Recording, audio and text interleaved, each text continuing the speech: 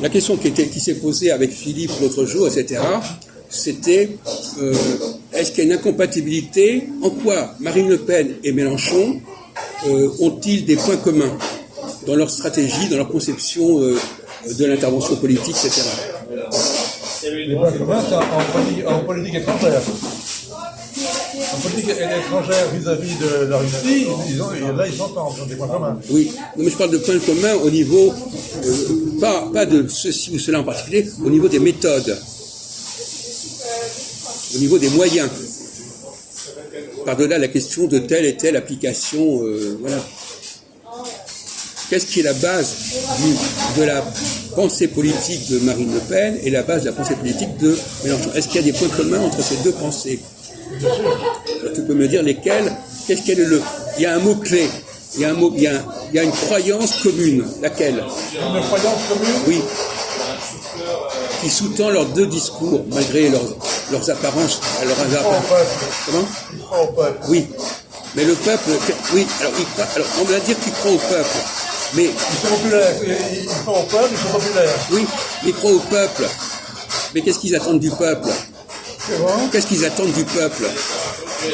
Parce que c'est bien gentil de dire qu'ils croient au peuple, mais qu'est-ce qu'ils lui demandent au peuple? Le rassemblement. Non, ils demandent de s'exprimer. Oui. Et par comment on s'exprime?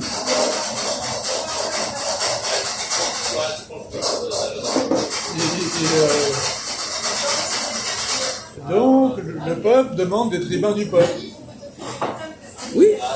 Ils sont deux tribuns du peuple. Oui. Comment on a deux tribuns du peuple, mais côte à côte, comme un homme. Oui. Mais comment on interpelle le peuple? Comment le peuple s'exprime? C'est pas compliqué comme question. Il s'exprime par le vote, par l'élection. Ben oui, mais c'est ça qu'il faut répondre. Ah ouais.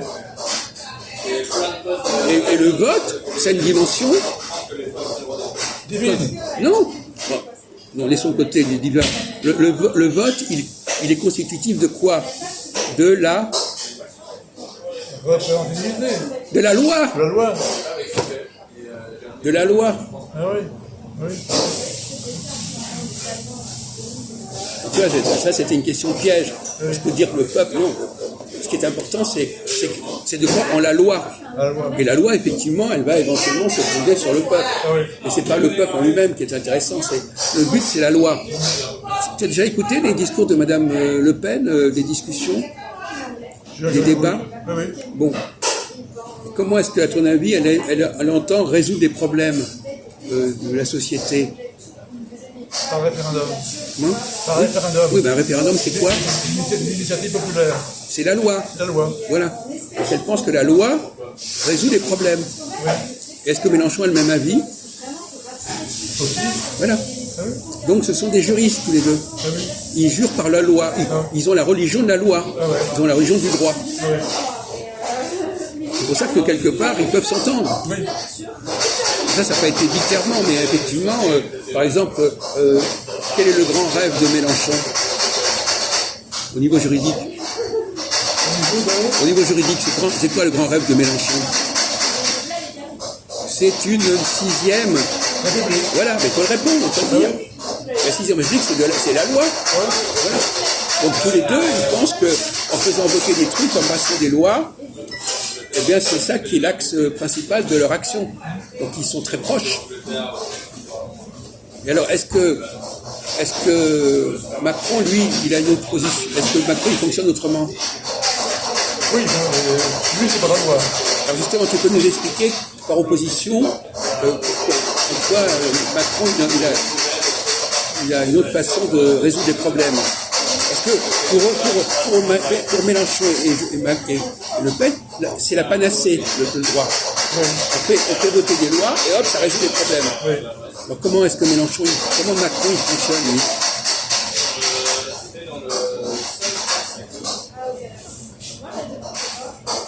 Il fonctionne comme... Parce que, comme tout à l'heure pour les aumôniers ici, il faut toujours travailler dialectiquement. Il y a telle position, alors quelle est la position inverse?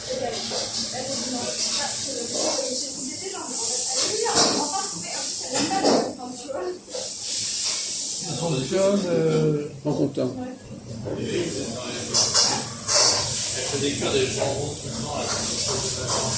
On peut dire que d'une certaine manière, ils sont dirigistes. Macron n'est pas un légiste. Non. Eux, ils sont dirigistes. C'est des légistes. Bon, voilà. Oui, c'est des légistes. Non, légistes et dirigistes. Légistes et dirigistes, oui.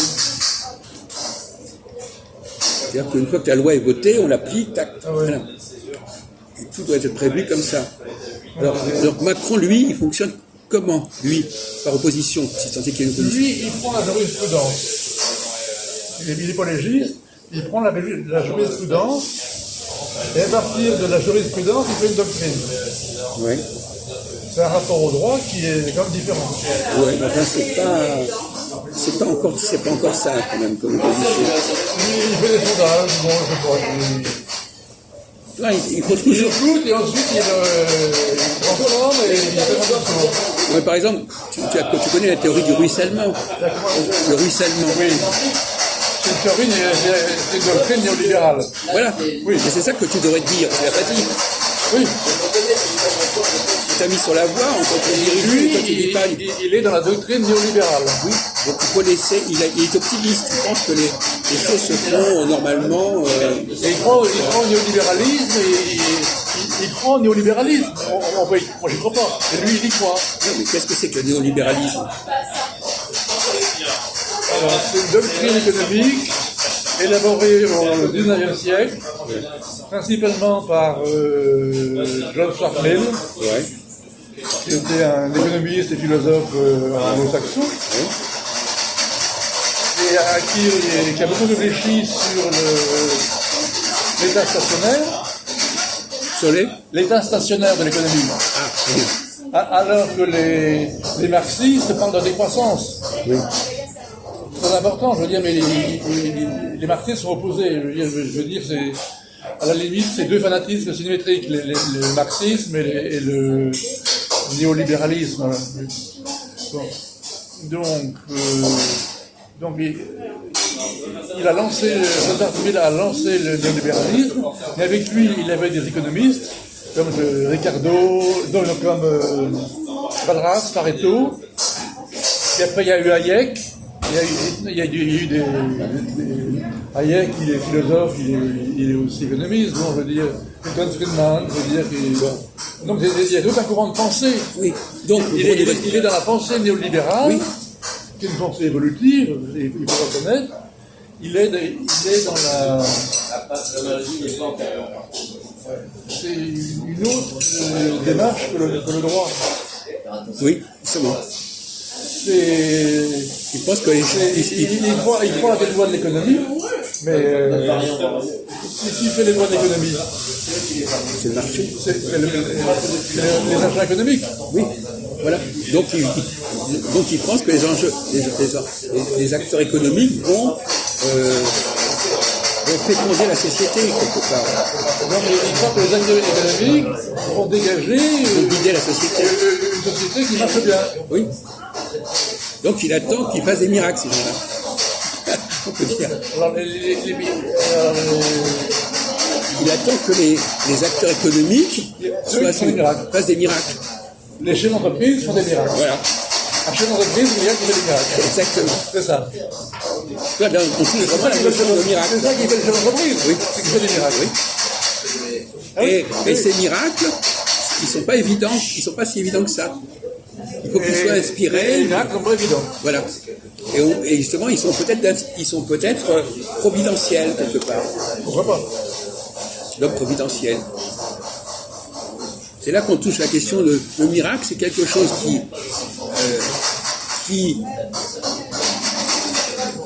est nécessaire. Il correspond à une nécessité, mais c'est une nécessité qui peut ne pas se dérouler correctement. Il peut y avoir des gens qui vont faire obstacle au miracle.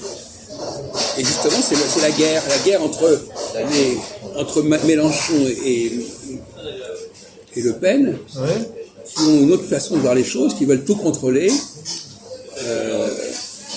et Macron qui considère quand même qu'il faut laisser les choses se faire et donner des impulsions. Et qui privilégie quand même l'élite intellectuelle, l'élite économique. privilégie l'élite économique. Oui, économique aussi. Pas l'élite intellectuelle. Quand même. Oui, d'accord. L'élite économique, il compte son attente. Donc lui, son mode d'action, c'est de propulser, de booster l'élite économique. Oui. Et chez les autres, l'autre groupe, les deux extrêmes, c'est de mettre en place des lois. Des bonnes lois. Des- Des bonnes lois, pas. Oui. Alors la question qui se pose, mon cher René Louis, mais ça nous amène un peu plus loin, c'est qu'il y a des périodes où c'est le système A qui est le plus approprié, Oui. et d'autres périodes où c'est le système B qui est approprié. Oui. Là, on tombe dans l'astrologie, de certaine manière. Oui, mais ça c'est. Je reviens à la politique, c'est l'alternance en politique. Oui, En politique, il y a l'alternance, c'est Oui. dans le système A, dans le système B. oui. La question est de savoir qu'est-ce qui détermine. Alors, quelles sont les lois qui sous-tendent l'alternance? Ah oui. Parce qu'il y a l'alternance. Alors là, on tombe dans la. Alors, soit c'est l'alternance juridique, celle qui détermine la durée des mandats, Ah oui. l'élection des mandats, etc. Ça, c'est l'alternance des gens qui sont du côté du droit. Oui. Et l'autre alternance, c'est quelque chose qui correspond à quelque chose de beaucoup plus subconscient. C'est-à-dire que c'est quelque chose qui n'est pas maîtrisé. Parce que faire des lois, c'est quelque part la volonté de maîtriser. Donc le lâcher-prise, d'ailleurs, lâcher-prise, c'est typiquement libéral. Oui, lâcher prise. Laisser faire, laisser faire. Laisser faire, c'est-à-dire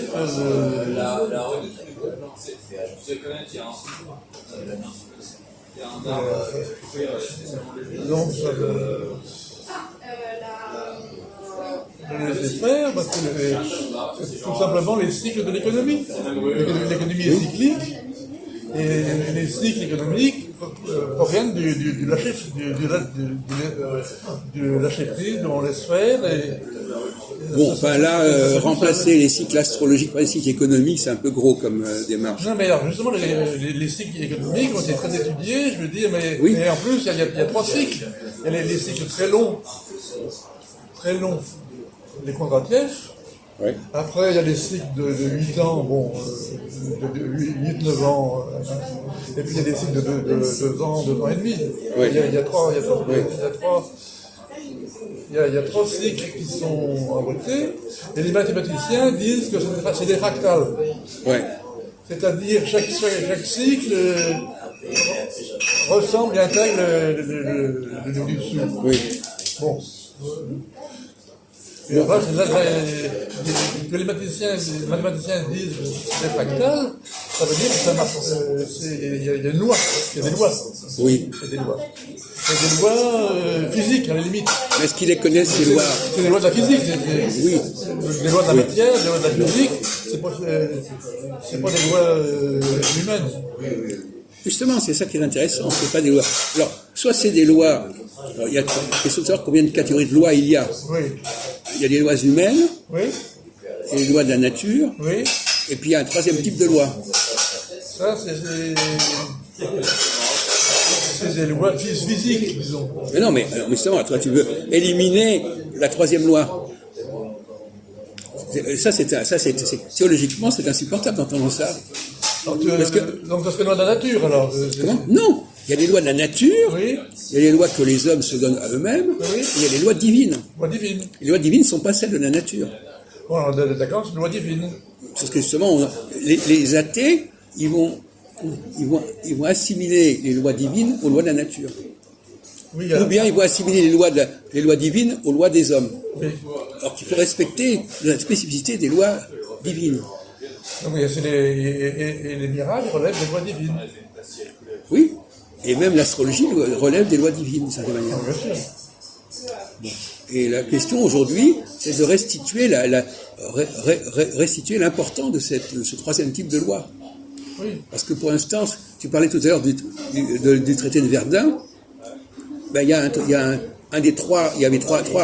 trois éléments dans le traité de Verdun. Oui. Il y a la Germanie, il y a la Gaule, et puis entre les deux, il y a À Lothaire. Voilà. À Lotharingie. voilà, qui a été un petit peu... voilà, ben, c'est pareil. Le troisième terme, il est pas respecté, si tu veux. Le troisième terme, la lotharingie, ben, c'est justement le statut divin. Ouais. Alors que la Germanie et la Gaule, c'est bon, ben, c'est la nature, et puis c'est les constitutions juridiques, etc.